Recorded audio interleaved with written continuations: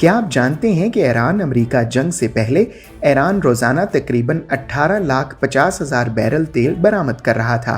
वहीं जंग के बाद अप्रैल के आखिर तक ये तादाद कम होकर तकरीबन 5,67,000 बैरल रह गई है। अगर बरामदात कम हो रही हैं तो ईरान तेल कहाँ छुपा रहा है? जवाब हैरानकुन है, जमीन के अंदर भी और समुद्र के अंदर भी। ईरान ने अपने अंदर तकरीबन 9 करोड़ बैरल जखीरा करने की गुंजाइश बना रखी है, जबकि इसके पास 19 बड़े बहरी टैंकर्स हैं जो तैरते हुए ज़खायर के तौर पर इस्तेमाल हो रहे हैं, यानी तेल निकाला भी जा रहा है और छुपाया भी जा रहा है। माहिरीन के मुताबिक ईरान को फौरी बहरान नहीं बल्कि वक्त मिला हुआ है। कुछ रिपोर्ट्स ये कहती हैं कि ईरान मौजूदा रफ्तार से 2 माह तक पैदावार बरकरार रख सकता है, जबकि कुछ अंदाजे सिर्फ 12 से 22 दिन के हैं। महफूज बफर बताते हैं असल जंग आज नहीं आने वाले हफ्तों में है, लेकिन क्या अमेरिकी नाकाबंदी वाकई मुकम्मल तौर पर कामयाब है या नहीं?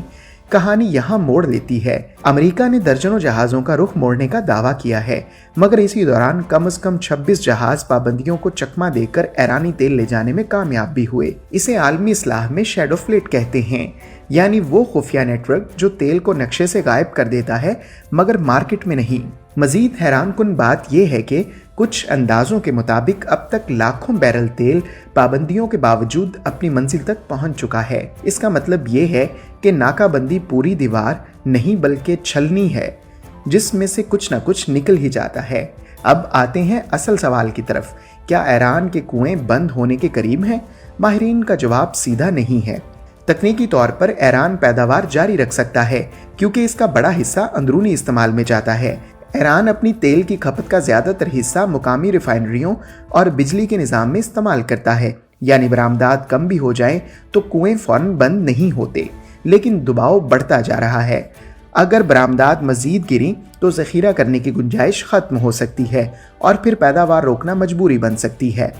यही वो लम्हा होगा जहां माशी दबाव तकनीकी हदूदों से टकरा जाएगा। दूसरी तरफ ईरान का मौक़िफ़ मुकम्मल तौर पर जारहाना है।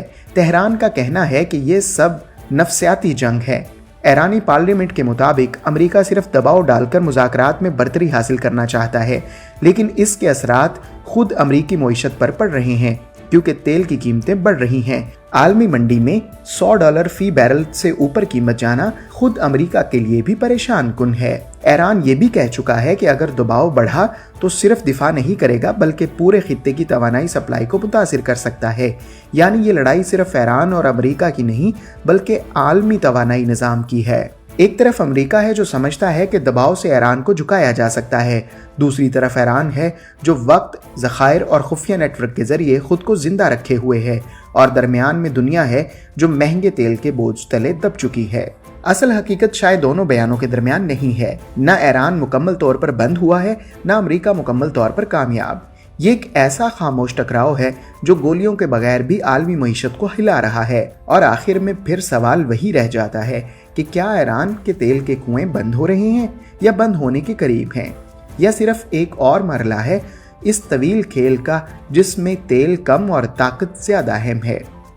ये एक ऐसा खेल बन चुका है जो समंदर के नीचे भी चल रहा है, बंदरगाहों पर भी और आलमी सियासत के ऐवानों पर भी, जहां एक तरफ अमेरिका कहता है ईरान के तेल के कुएं बंद होने वाले हैं और दूसरी तरफ तेहरान मुस्कुराते हुए जवाब देता है हम अभी भी खेल में हैं। सवाल ये है हकीकत किसके करीब है? इसका फैसला आने वाले चंद हफ्तों में हो जाएगा।